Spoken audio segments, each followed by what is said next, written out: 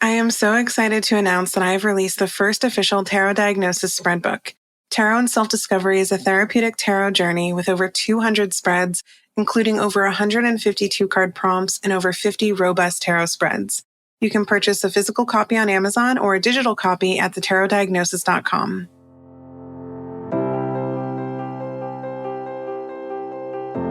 You are listening to The Tarot Diagnosis. I'm your host, Shannon. I'm a licensed psychotherapist, and I also happen to have a love for tarot. Each episode, I invite you to reflect with me as I work to demystify the tarot and the human experience, all while exploring tarot's connection to mental and emotional health. While this podcast may feel therapeutic, it is not meant to take the place of psychotherapy. So grab your cards and join me as I work to create a pathway to better understand ourselves and those around us.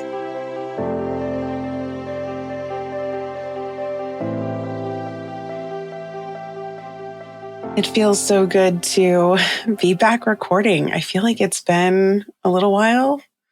It's been probably a couple weeks. I have been insanely sick for the last few weeks. So my voice is now just finally normal-ish.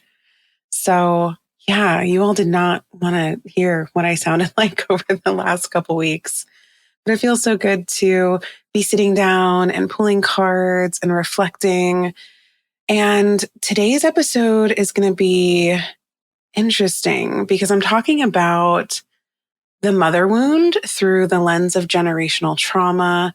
And this was an episode that was highly requested from listeners over the last several months. And it's also a wound and a dynamic and an experience that feels really ubiquitous. And it just felt right to record it alongside the star, because that's the next card that's up in the major arcana as I cycle through the major arcana. So I'm looking forward to breaking down this concept with all of you and hoping to provide some clarity and some insight if this is an experience that you've had. When I think of generational trauma, specifically the mother wound, I think about Russian nesting dolls.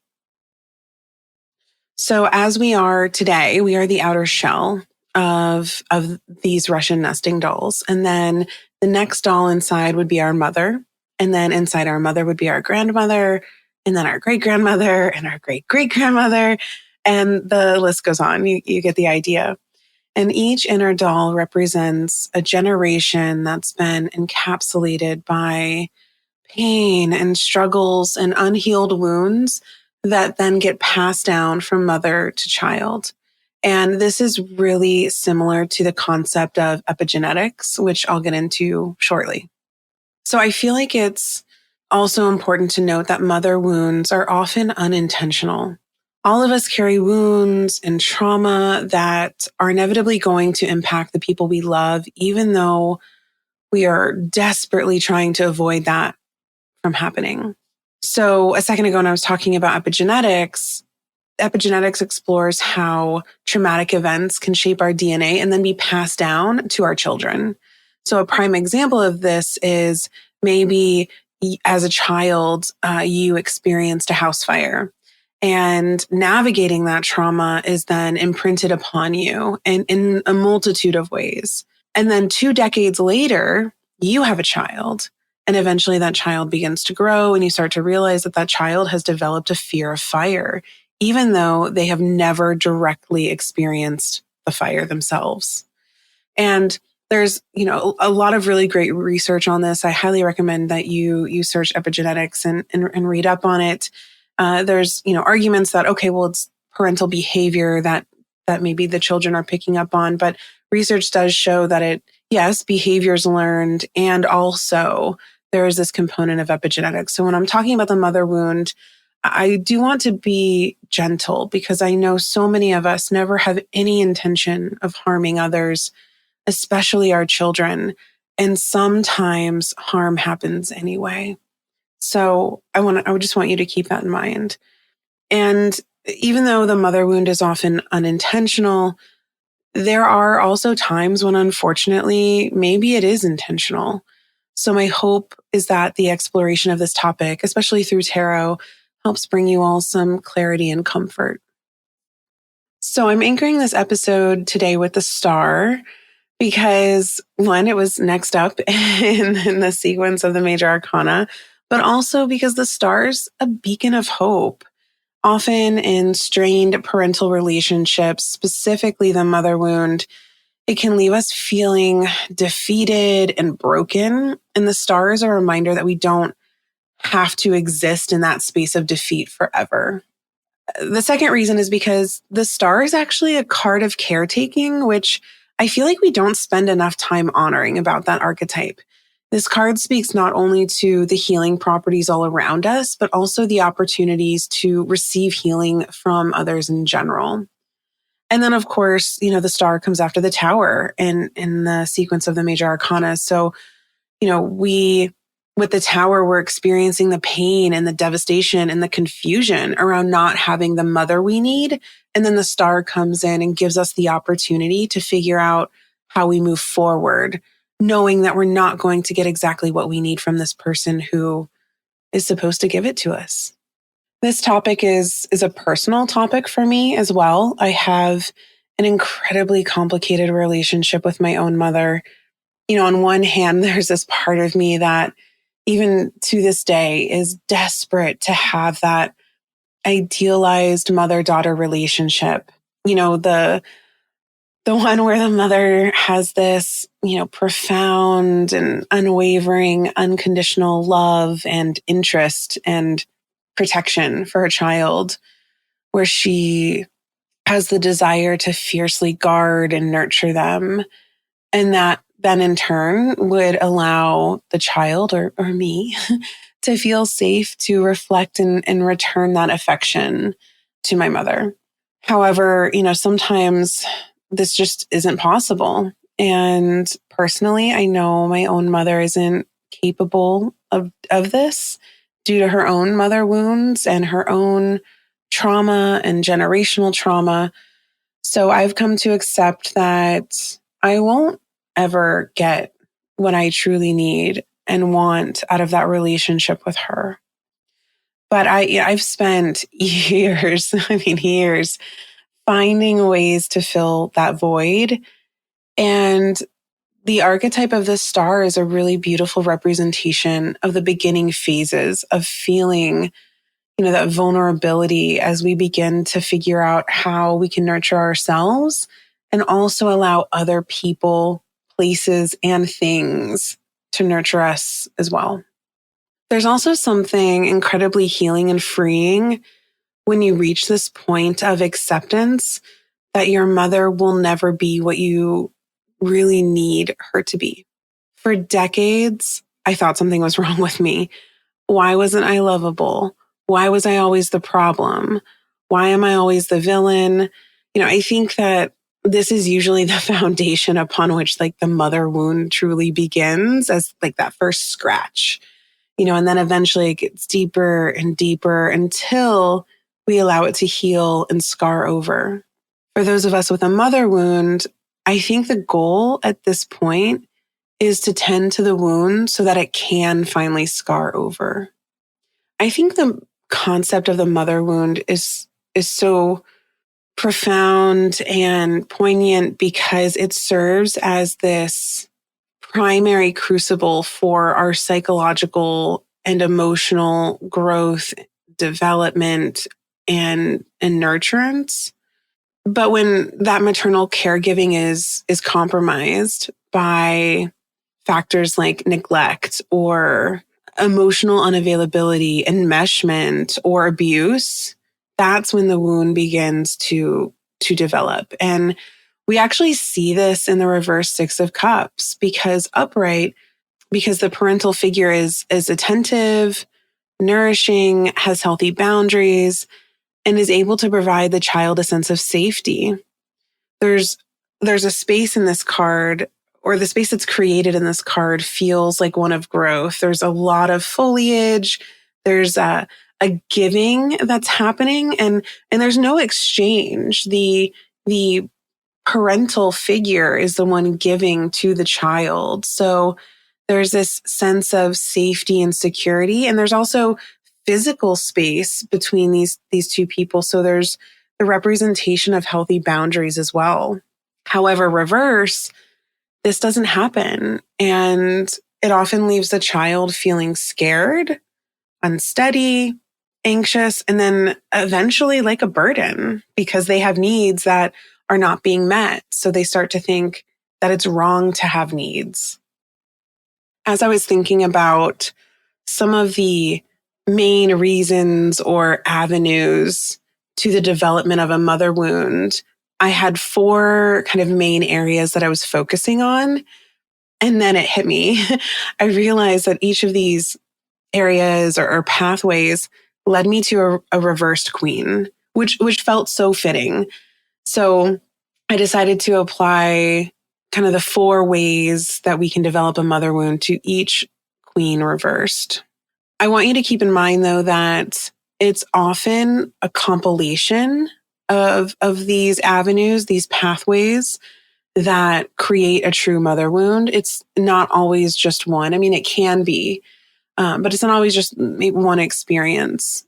And also, no mother, no person is perfect, and that's okay. So as you're listening to this, if you start to realize, oh, maybe I've done that, I want to be a little gentle and maybe caution you to just recognize that maybe you have found yourself in these behavioral patterns, but that doesn't mean that you can't work to break those patterns now. So I just want you to be paying attention and listening with an open mind and an open heart. So the first queen I'm focusing on is the reversed Queen of Wands. So the mother wound can develop with a reversed Queen of Wands energy when the mother is highly critical, maybe with an air of constant disapproval, or making the child feel like they are too much for them.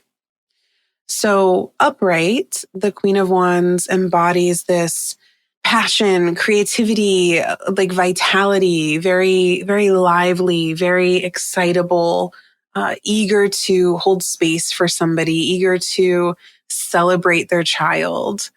However, in the reverse, there's a distortion that happens with those qualities and characteristics. And that distortion creates harsh criticism, the constant disapproval, the you are too much for me, you're being too loud, you're being too needy, you're too whiny, you're too this, you're too that. So when that happens, that can lead to the child having feelings of inadequacy, increase in self-doubt, and essentially a persistent sense of never being good enough, especially in the eyes of their mother. So children who grow up under the influence of a highly critical parent, a disapproving mother, are more likely to internalize those negative messages, which leads to a decreased sense of self-worth, diminished confidence in adulthood. And then the narrative that they start to write becomes incredibly strong because the narrative is often I'm not good enough or I am too much. And it's hard to edit that narrative because they often are saying, but that narrative was written by my own mother, the person who helped create me. So if that person wrote this narrative, then it must be true. And that can take a long time to edit and change and rewrite. So if you find yourself in that position, I'm sending you extra love and care and want you to know that you're not alone and you can eventually rewrite the narrative. The next queen that we're going to explore is the reversed Queen of Swords. So reverse Queen of Swords would typically represent a dynamic that is unpredictable and unstable. Because upright, the Queen of Swords is a beacon of clarity, intellect, and assertiveness. But reversed, she's unpredictable. She's unstable. There's an air of not really knowing who's going to show up for you that day. So a mother who is embodying this reversed Queen of Swords energy might be erratic, might have a lot of emotional volatility, or again, lacking that consistent nurturing or consistent dynamic, there might be a lot of gaslighting. If you find yourself in a dynamic with a reverse Queen of Swords mother, she might say one thing, and then when you bring up that thing, deny that it was said at all. That level of inconsistency often creates a lot of anxiety and confusion and insecurity in the child, because ideally we like to be in stable, predictable environments. And so if we are struggling to predict and adapt to a parent or a mother's ever-changing moods and attitudes, we become hypervigilant and constantly scanning for what mood is she in today? Who do I need to show up as for her in order to keep things calm? So in addition to hypervigilance, that child will also typically develop, or it becomes difficult to develop a sense of trust in others. And this is where kind of the groundwork becomes laid for insecure attachments as well, and difficulty maintaining stable relationships, because you start to learn, oh, this is how someone's supposed to be. So if I enter into a romantic relationship with somebody who's unpredictable and unstable, we often feel equipped to handle that because that's what we grew up having to handle. The next queen we're going to be talking about is the reversed Queen of Cups. So this archetype typically means the child was required to meet the mother's emotional needs first and foremost, and was probably their mother's therapist beginning at an early age, or at least their mother's best friend, confidant.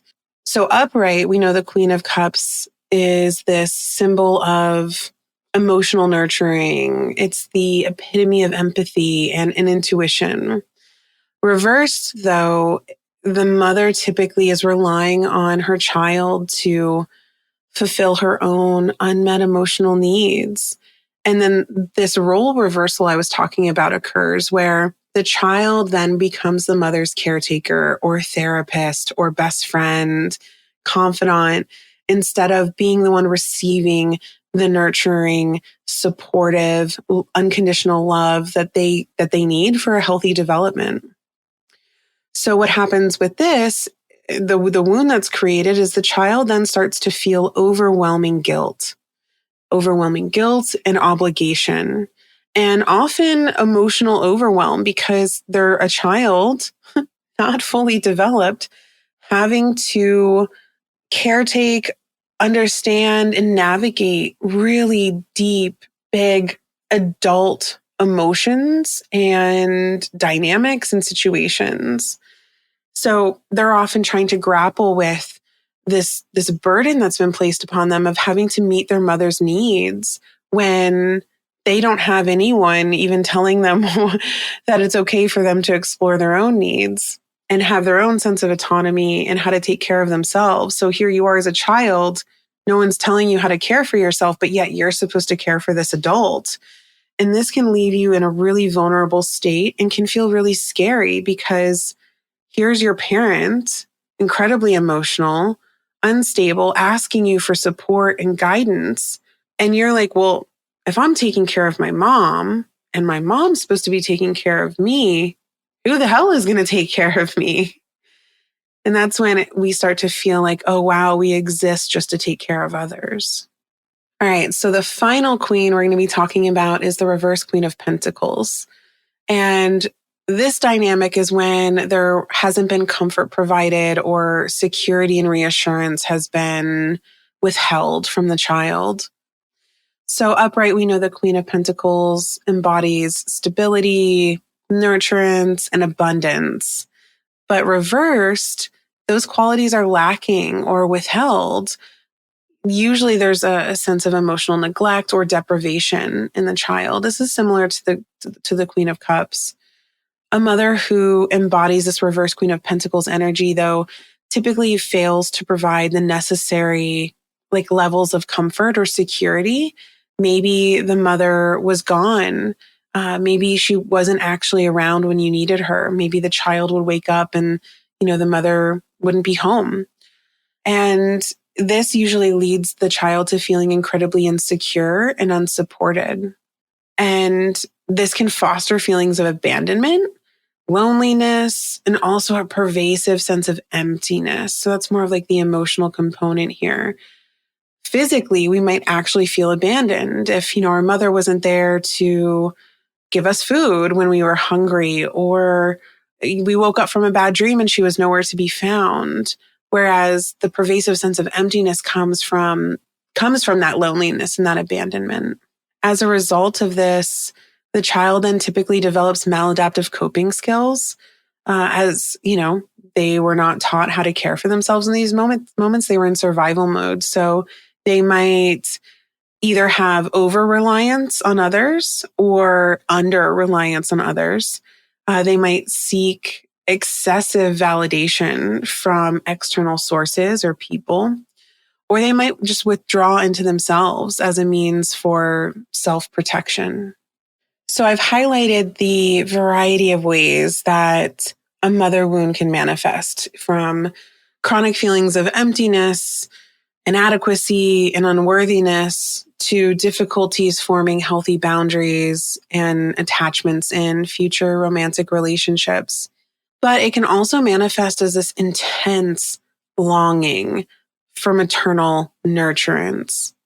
I think of it as like the same way that some people experience baby fever, where they have this intense longing to have a child, but instead there's this intense longing to have a mother to care for them.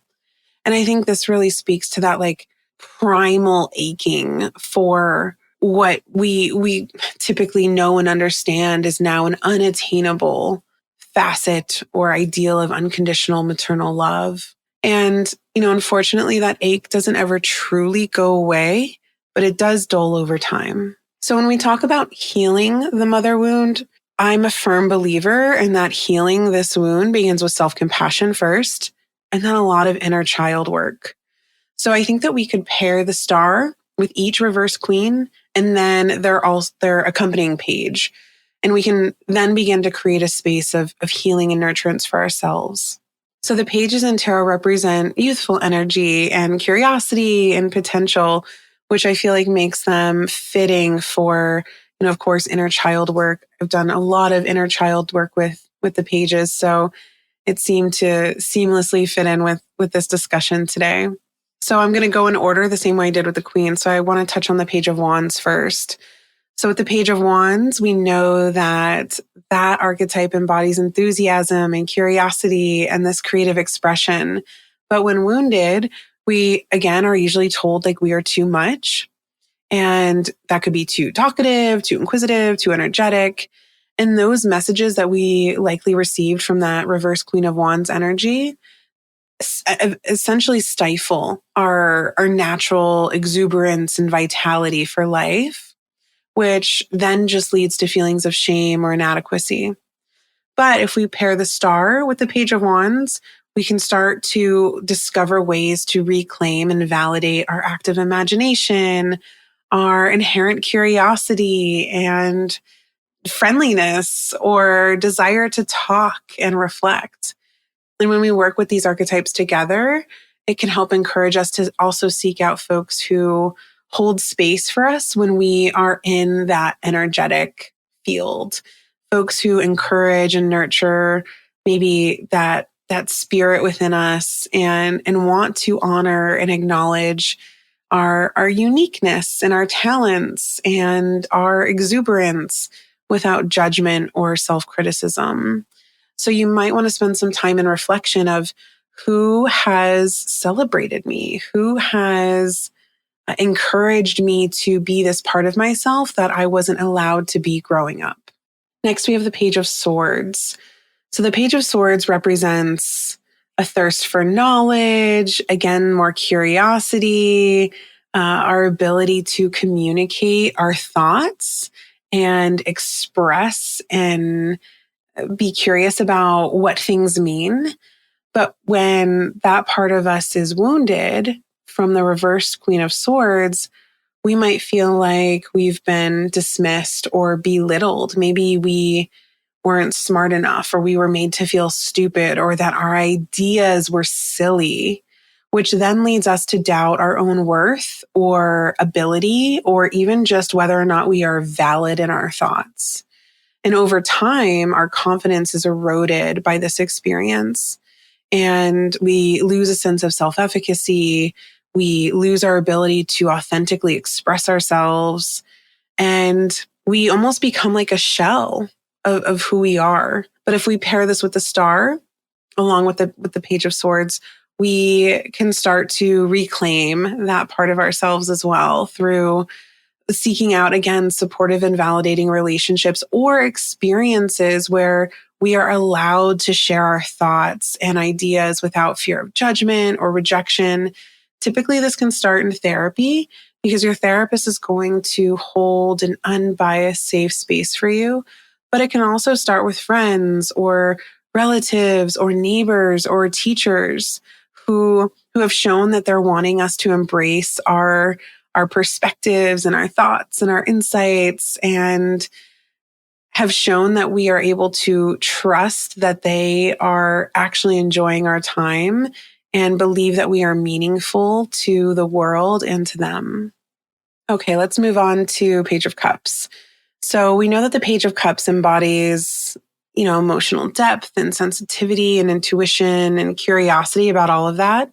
But when wounded, we, again, were probably told that we were too emotional or too sensitive. That's usually a big one, which then leads us to suppress or dismiss or avoid our feelings because we're trying to avoid judgment or we are trying to not be a burden, especially when we pair this with the reverse Queen of Cups.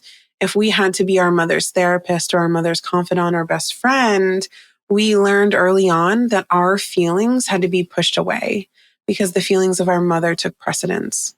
So when we get these messages growing up, they create a big disconnect between ourselves and our emotional needs, which then prevent us from, again, being authentic and fully being able to honor, embrace, or even just recognize our feelings. A lot of times with this wound, if someone asks us how we're feeling, we might not know. And then if you enter into a relationship with somebody who is very emotionally aware and evolved emotionally, but you are not, it can cause a really deep conflict because the person who has a heightened sense of emotional awareness might look at you and say, "What do you mean you don't know how you feel? Just tell me how you feel." But this wounded Page of Cups coming from a reversed Queen of Cups mother can be paralyzed in that state, thinking, I literally don't know how I feel because I was never given the space or the opportunity to identify or acknowledge that I do have feelings. This is where finding a really good therapist or allowing yourself to just be curious about, what's happening to you emotionally, pulling tarot, for example, can be incredibly healing for this process and this particular mother wound. And we can learn to embrace and honor our feelings and recognize that they are valuable sources of insight and personal wisdom. Okay, so we're moving on to the Page of Pentacles now. So the Page of Pentacles represents, practicality, a sense of diligence, and really a willingness to learn and explore their environment. When wounded, these individuals may have been criticized for, being curious about everything around them, or maybe criticized for being irresponsible or lacking motivation, maybe because we weren't showing up in the way that our mother wanted us to show up in. Or the opposite, maybe we were overly praised for achievements to the point of perfectionism, which you might think, how is that a mother wound? We're getting acknowledgement, we're getting praise. But with the Page of Pentacles, if we are only receiving praise for example, our grades, our achievements, we start to realize that we are only loved when we are successful. And we are never going to be 100% successful. Sometimes we're going to fail. Often we're going to fail. And often we're just going to coast. So if we are not actively achieving and we are just coasting or we are failing, that's when the mother wound can become activated and we start to feel inadequate. We start to feel like we are unworthy.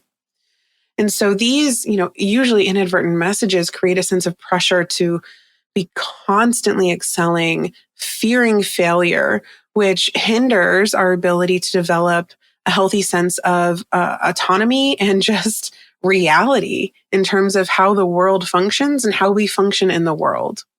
So if we pair the star with the Page of Pentacles, it's important to find ways to cultivate a sense of self-assurance and resilience, even when we are failing or facing challenges. So this might look like gentle encouragement to the self, or surrounding ourselves with folks who provide gentle encouragement and support. And that allows us to trust that we are worthy, even when we are just coasting. And it allows us to make mistakes and learn from them instead of intensely fearing mistakes. Earlier, I had mentioned how also with the reverse Queen of Pentacles, we could become overly reliant on people or under reliant on people. So pairing this with the Page of Pentacles and the Star is a good sequence to work with in terms of letting someone do something for you. Because with a wounded Page of Pentacles and a reverse Queen of Pentacles, we could easily develop a sense of over or maladaptive independence, which means we don't feel safe accepting help from others. Ultimately, understanding the mother wound requires us to not only recognize, but also acknowledge the complexity of motherhood, especially as it exists within the confines of a patriarchal, oppressive society. Mothers often were never equipped or taught or encouraged to find the tools to care for themselves or to how to navigate their own pain and their own trauma. So it's then subsequently been inherited by their children. And now it's up to us to break that cycle. Thank you so much for listening to the Tarot Diagnosis. For more tarot and mental health content, follow the Tarot Diagnosis on Instagram. You can also subscribe to the podcast so you never miss an episode, and sign up to receive the Tarot Diagnosis emails, where you'll have access to exclusive spreads and exciting announcements. To join an incredible community of tarot and psychology enthusiasts, join the Tarot Diagnosis membership community, The Symposium, by visiting thetarotdiagnosis.com.